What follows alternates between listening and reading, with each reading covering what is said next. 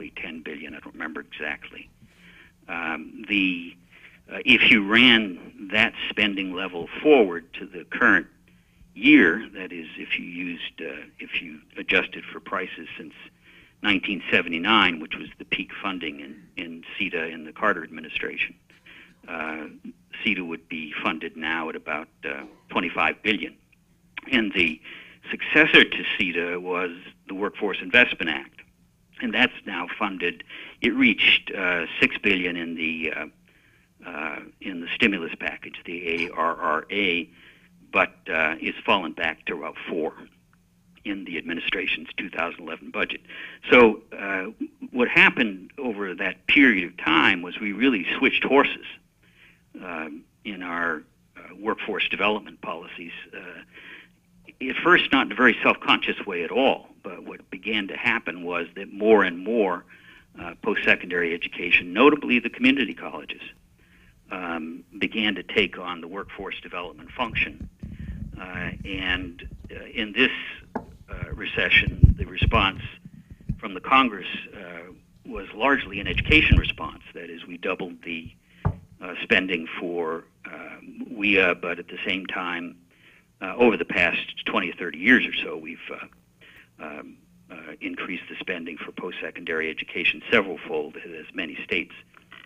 And in this particular stimulus package, we did the brunt of the money really was education money, at least in terms of the human resource development pieces of the stimulus package, so that we've come to a point where, to a large extent, education policy is a major piece, if not the central piece, to our employment policy. I think that reflects the economic reality in the sense that more and more jobs require post-secondary education or training, and it also reflects some basic American values. By that I mean Americans tend to prefer education to the welfare state as a means for distributing income.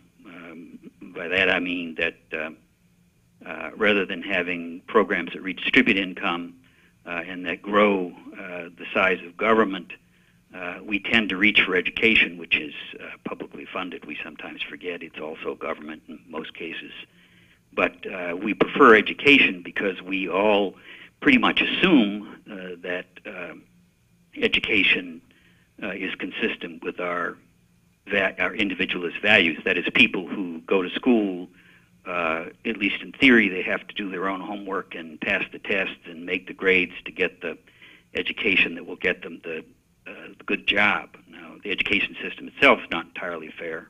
That's really pretty clear, but it's much preferred because it relies on individual responsibility and effort more than an extension of welfare state programs. So there has been I think, pretty remarkable in that the support for education, especially post-secondary, because that's where the hookup between the education system and the economy occurs for individuals, that we've got pretty much bipartisan support on this issue. There's large disagreement about how you go about doing it, whether it's about spending more money and where you spend the money and all that. But there's not much disagreement anymore that education is the core of our domestic policy programs in terms of our attempts to affect opportunities for people.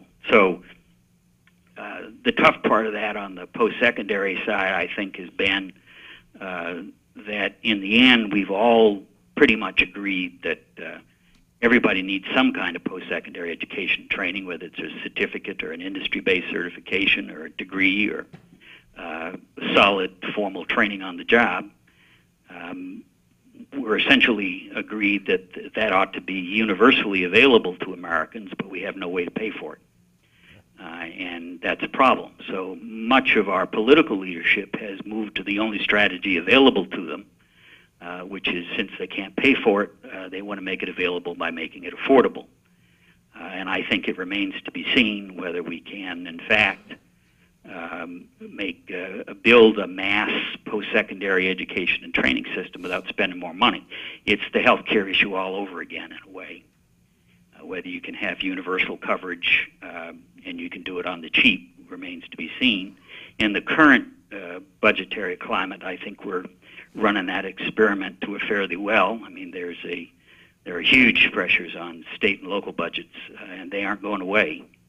Even when the economy recovers, it's pretty clear that state and local governments have taken on what essentially, when you look at the numbers, looks like more responsibility than they can afford, especially given healthcare costs. And much the same is true as everybody who hasn't been sleeping for the last 2 years knows about the federal government. So there's something of a crunch coming here about what we do with public money and how it gets spent.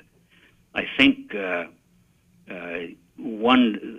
bad news in all this, of course, is that we can't figure out how to get this done.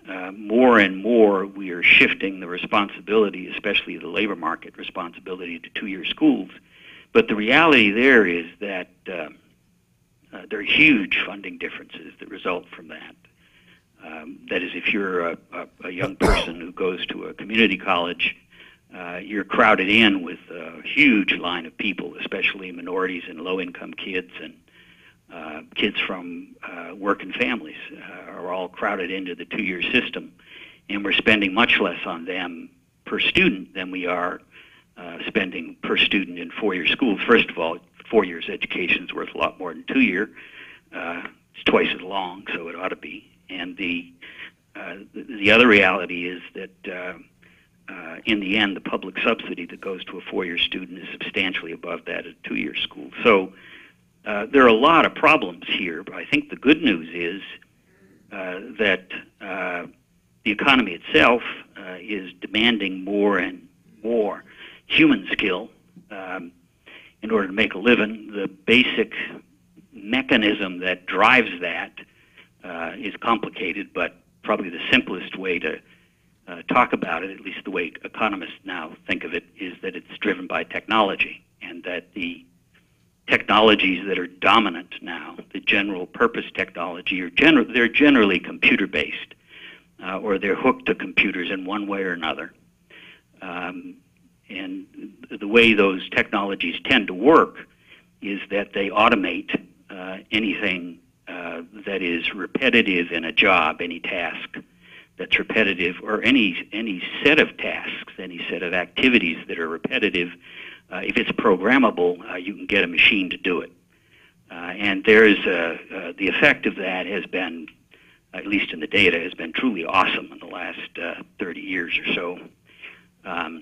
What it ends up meaning is that more and more jobs are jobs that include non-repetitive tasks.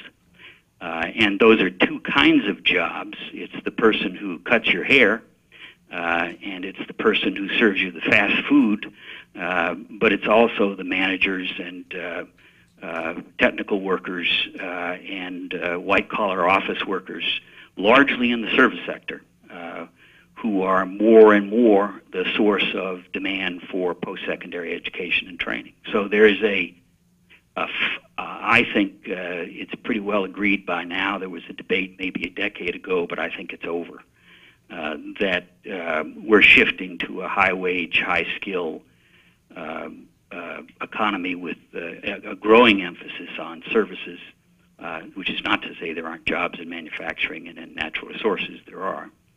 But the service functions, especially the professional, managerial, and technical service functions, all the way from data processing to various kinds of professional work, managerial work, and technical work, seem to be the dominant result of all this. The economists' usual discussion of this is one in which the data says that the non-repetitive functions in low-skill jobs